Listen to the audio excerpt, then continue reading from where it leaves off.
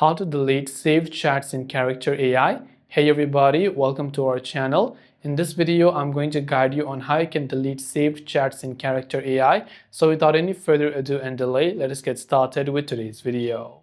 If you want to delete the saved chats in Character AI, it is quite simple for us to do so.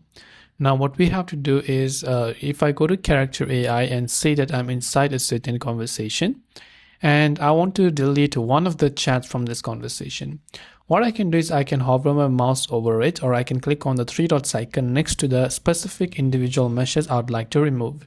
And I can just click the three dots option, then I can click on this button called remove message, and we can click the remove button to remove that message. Now another case is if you want to delete the whole conversation itself from the left hand side, it is not actually properly deletable even if you've saved or not saved them.